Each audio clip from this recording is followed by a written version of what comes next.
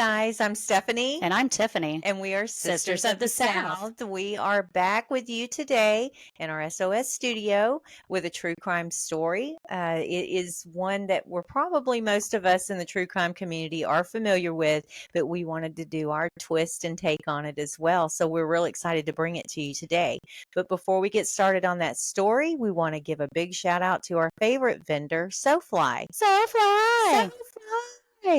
They are a small family-owned business here in the Houston area, and they specialize in embroidery, and they also specialize in laser work. With the embroidery, they put that on caps, hoodies, T-shirts, anything, a bag that you carry around, and you can put your initials on it, or you can put your logo. I need one of those. I need to get us one of those. We need those. We're going to hit you up. That's our next thing. Also, with the lasering, they do patches, keychains, and I did see some work over the Christmas time where they were doing carving boards, and it was absolutely beautiful. So try them out. I know you'll be happy, and see what they can do for you. They have an array of different colors and designs, and I know they'd be so excited to help you out. So with that being said, let's show you a video of some of the work that they do. So here we go.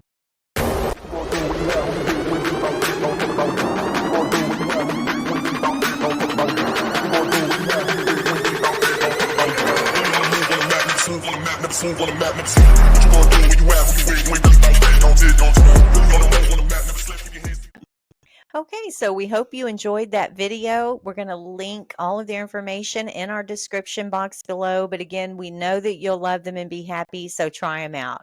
Before we get started, if you guys could hit the like button, also subscribe for more true crime content every week, and it's absolutely free. And don't forget that on Mondays we drop our Missing Persons Monday.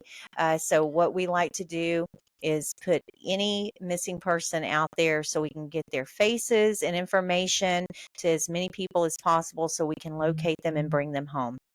Also, our true crime is just something that we're passionate about. These stories, some of them are solved, some of them are not, but they're extremely interesting, and we like to bring that to you as well. So if you'll comment what you think about them, also give some ideas. Sometimes what the story entails, maybe there's some details that we missed or maybe that we would like to hear, would kind of take us outside the box of what some of these stories are about. So with that being said, I'm going to turn it over to Tiff and let her do her thing. All right, guys. So Elizabeth Short was born July 29th, 1924 in the Hyde Park neighborhood of Boston, Massachusetts. In late 1942, at 18 years old, Elizabeth relocated to Vallejo, California to live with her father, whom she had not seen since she was 6 years old. Arguments between Elizabeth and her father led her to moving out in January 1943. At that point, Elizabeth took a job at the Base Exchange at Camp Cook, which is now Vandenberg Space Force Base near Lompoc, California, and briefly lived with a United States Army Air Force sergeant who reportedly abused her. She left Lompoc in mid-1943 and moved to Santa Barbara, where she was arrested on September 23rd for drinking at a local bar while underage. Juvenile authorities sent her back to Massachusetts, but instead she went to Florida. Oh, she sounds like a rebel. She's fun. While in Florida, Elizabeth met Major Matthew Michael Gordon Jr., a decorated Army Air Force officer who was training for deployment to the Southeast Asian theater of World War II. Elizabeth later told friends that Gordon had written to propose marriage while he was recovering from injuries from a plane crash in India. She accepted his offer, but Gordon died in a second plane crash on August 10th, 1945. Oh, how devastating. I know. Yeah. In July 1946, Elizabeth relocated to Los Angeles. She began working as a waitress and rented a room behind the Florentine Gardens nightclub on Hollywood Boulevard. According to some sources, Elizabeth did have aspirations to be a film star, though she had no known acting jobs. And it sounds like to me she probably would have been good. She's got that out there personality. Mm-hmm. You know who she reminds me of just in this first few paragraphs? Bonnie Oh, from yeah. Bonnie and Clyde. That's Bonnie right. Parker. Yeah, she has that that little attitude, piss and Yeah. vinegar. That's what it That sounds like to big me. personality. Yeah, and sometimes it's hard to for people to take that, but It's intimidating for it, people. it can be very intimidating. But she was beautiful, and so Elizabeth Short was gorgeous. So Gorgeous. she had a couple of things going for her in that field for sure. That's right. On January 9th, 1947, Elizabeth returned to her home in Los Angeles after a brief trip to San Diego with Robert Red Manley, a 25-year-old married salesman she had been dating. Manley stated that Wait, I'm sorry. yeah, He was a married a salesman. married salesman. Interesting. Yeah. Okay, I hadn't heard that one. I haven't heard about him. Okay. Well, Manley stated that he dropped Elizabeth off at the Biltmore Hotel in downtown Los Angeles and that Elizabeth was to meet one of her sisters who was visiting from Boston that afternoon. By some accounts, staff of the Biltmore recalled seeing Elizabeth using the phone in the lobby. Shortly after, she was allegedly seen by patrons of the Crown Grill Cocktail Lounge at 754 South Olive Street, less than a mile away from the Biltmore. 10 a.m. on January 15, 1947, Betty Bersigner, a local housewife, was walking down Norton Avenue in Los Angeles when she saw something disturbing in an empty lot on the street. When she first saw the body, Bersigner said that it was so white she assumed it had to be a mannequin. But when she realized that what she was actually looking at was a severed corpse, she ran to contact authorities.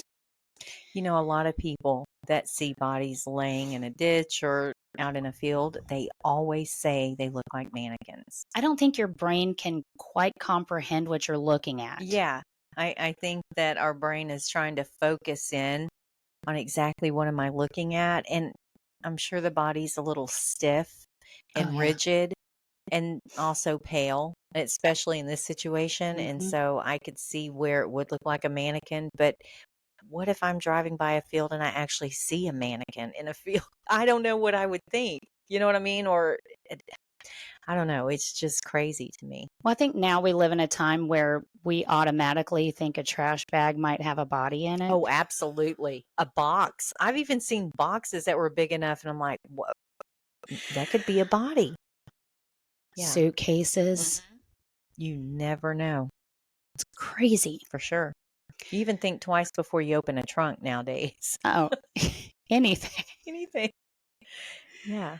The LAPD identified the body as 22-year-old Elizabeth Short. Her body was split in half at the waist, and pieces of her flesh had been cut away from her body on her thigh and breasts. Elizabeth's face had been slashed from the corners of her mouth to her ears, creating the effect known as the Glasgow smile. While she was severely mutilated, there was no blood anywhere, suggesting that the body had been thoroughly cleaned before being positioned at that spot. The lower half of her body was positioned a foot away from the upper, and her intestines had been tucked neatly underneath her buttocks. The corpse had been posed with her hands over her head, her elbows bent at right angles, and her legs spread apart. Medical examiners determined that she had been dead for about 10 hours prior to the discovery, leaving her time of death either sometime during the evening of January 14th or early morning of January 15th. Near the body, detectives located a heel print on the ground and amid the tire tracks, and a cement sack containing watery blood was also found nearby. So they found tire tracks leading up to her body. Well, I don't know if it was the tire tracks that were there before Okay. or if it's from them driving up, but they just said near tire tracks. Yeah, because I'm thinking it's possible that, of course, they put her in their trunk and they back into this Yeah. piece of property and it's easier just to dump her. But they took precise time and care To to lay pose her her. body a specific way and neatly, and to also um, do some horrible things to her body to make it look, um, well, they defiled her body. Provocative. Very provocative. Well, and it was a neighborhood that wasn't completely developed. Mm-hmm. So I don't think there's a lot of people around. Mm-hmm. This lady just happened to be walking In that. through this area. Mm-hmm. Now, didn't she have a daughter with her or something? A It child? didn't say, it just said her. Okay. So Okay. possibly, Mm-hmm. because I think I've heard that, but Mm-hmm. I didn't see it. Yeah. An autopsy was performed on January 16th, 1947, and that marks on Elizabeth's body suggested that she had been bound and tortured, and her official cause of death was cerebral hemorrhage and shock. As news about Elizabeth's murder began to circulate, newspapers started referring to her as the Black Dahlia, mostly due to her striking dyed black hair and the black clothing she wore. And for those of you who don't know, a black dahlia is a flower that appears black, but is actually a dark red or purple color. And they're beautiful, Mm-hmm. Yeah. which she was too. So it was very fitting. Yeah. The story of the Black Dahlia made headlines for weeks. On January 21st, 1947, a person claiming to be Elizabeth's killer placed a phone call to the office of James Richardson, the editor of the Examiner, congratulating Richardson on the newspaper's coverage of the case and stating he planned on eventually turning himself in, but not before allowing police to pursue him further. The caller also told Richardson to expect some souvenirs of Beth Short in the mail. Interesting. Creepy. 3 days later, on January 24th, 1947, a suspicious manila envelope addressed to the Los Angeles Examiner and other Los Angeles papers was discovered. The envelope included a letter using cutout words from the newspaper clippings and said, "Here is Dahlia's belongings." Inside the envelope were Elizabeth's birth certificate, business cards, photographs, names written on pieces of paper, and an address book. All of the contents of the envelope had been cleaned with gasoline, similar to how Elizabeth's body had been cleaned. This led authorities to believe the letter was definitely from Elizabeth's killer. Okay. So I'm trying to put all this together because her birth certificate, photos, pieces of paper, because I mean, that's some personal Personal. items.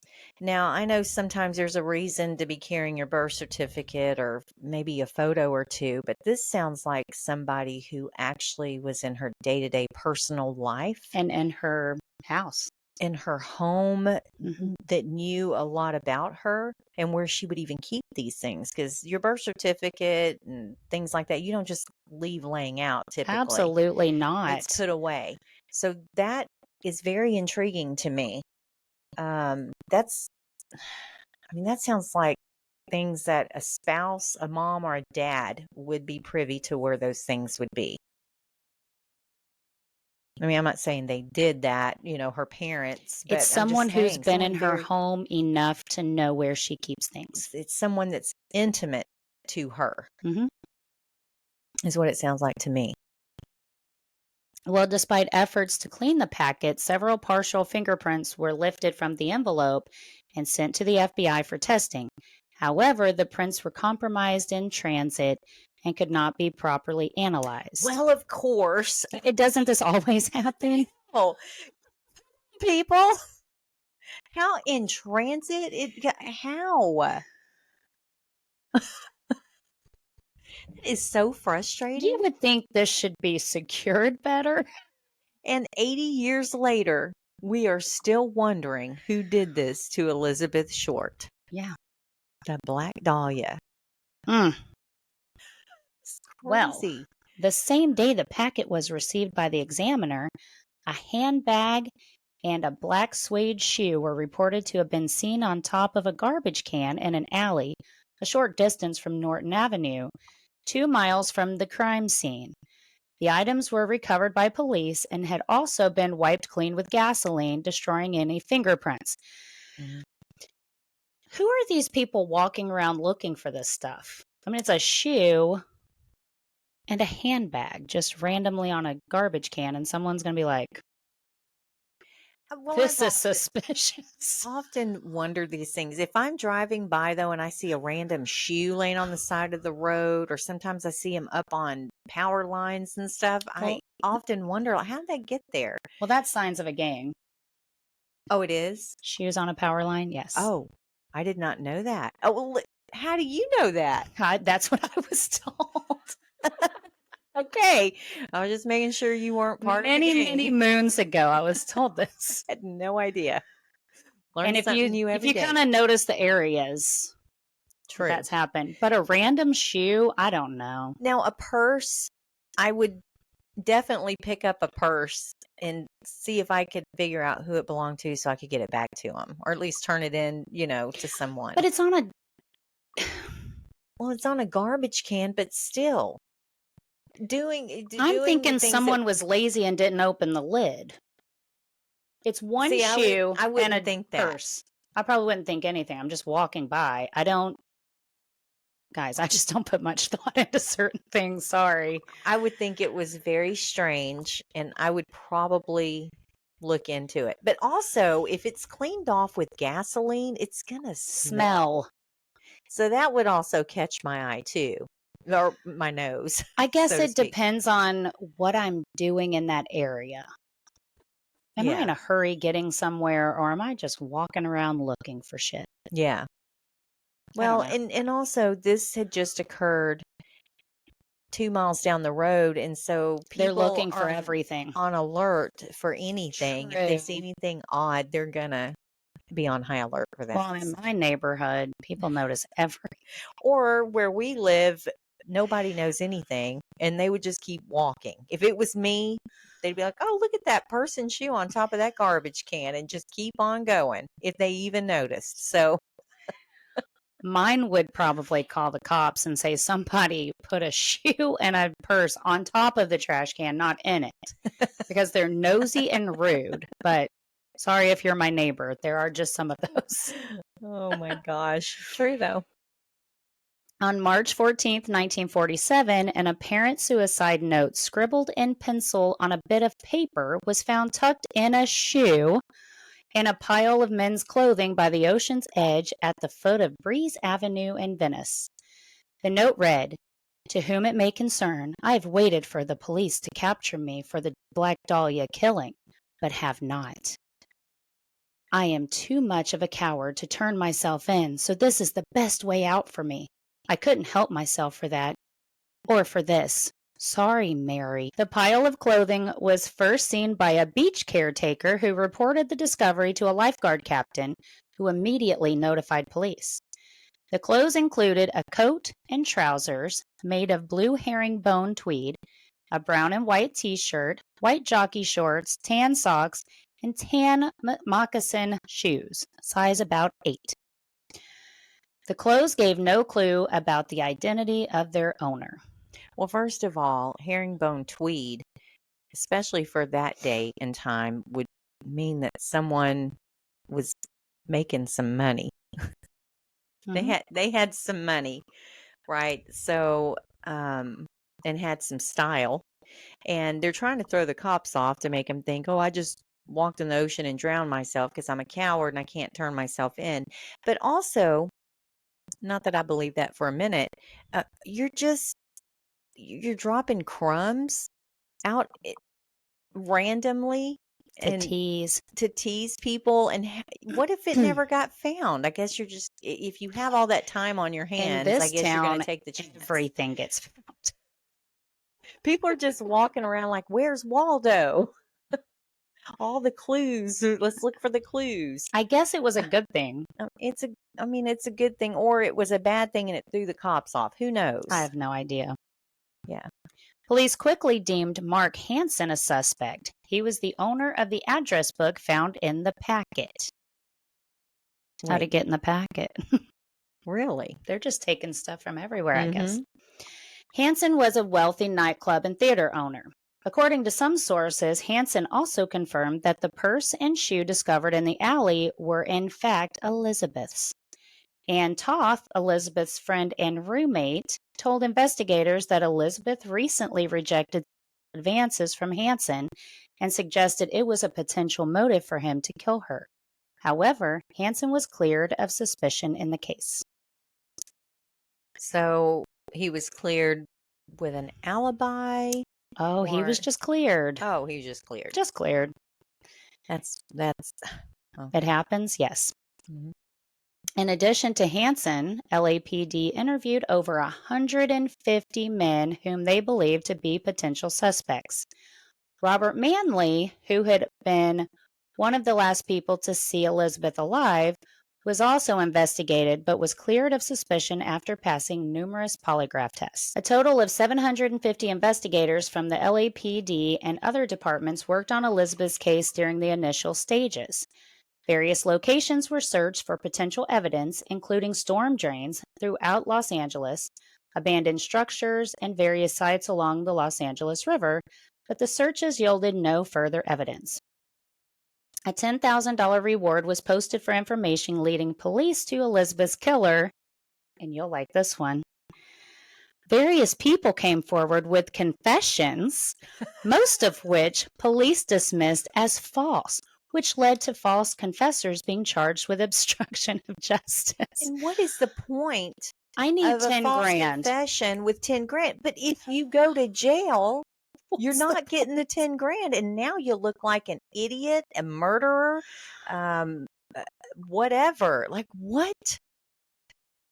10 grand is not that much, guys, and you're not going to be able to use it. Well, in 1947, it was. Yeah, but people still, do that now. what are you going to do with 10,000 grand? Even back then, it was not enough to confess to Well, murder. no, of course not. But if you're sitting in prison, You you can't ain't use getting it. anyway. I don't understand. Oh gosh. Mhm. Okay.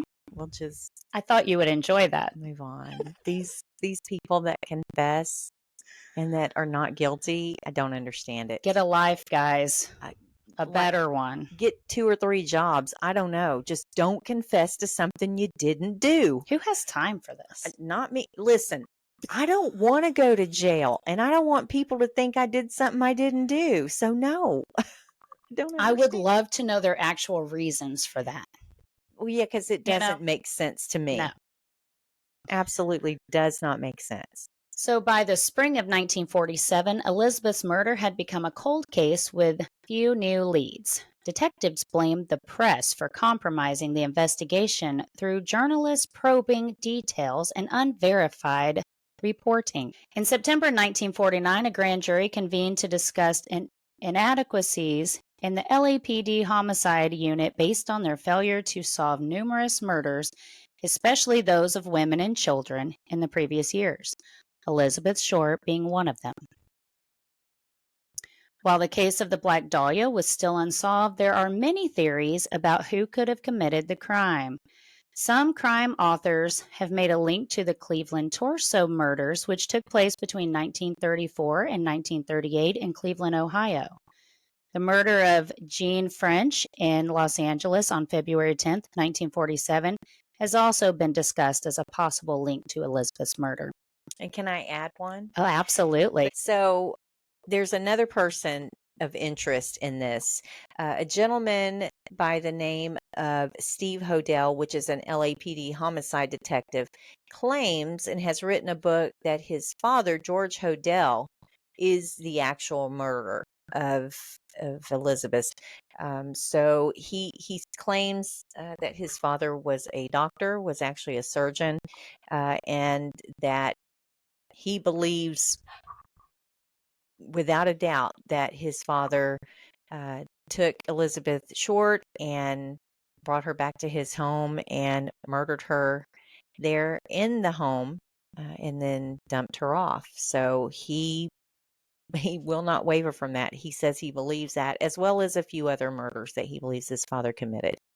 So he's gone out and been very public with it as well. So does he think he had a link to her, like know her, or was this random?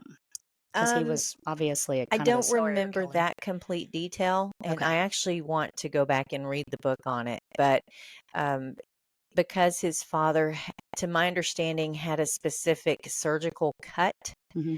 and which was some of the cuts that they had found on Elizabeth Elizabeth. Short, and that's why one of the main reasons why he is convinced that his father had a hand in this. So there's a lot of speculation, but this guy's gone on record, and he's a homicide detective. So how devastating would it be to be investigating your own father doing something like this, right? And the house that it happened in still stands. At one point, it was vacant, and some investigators went in and did some touring and filming in that home. So it's extremely interesting. Oh, yeah. Yeah, real interesting. Well, while there are numerous theories about what truly happened to Elizabeth Short, the case remains unsolved, and it remains a fascinating true crime story that has inspired many mystery novels and movies throughout the years. So, guys, what do you think?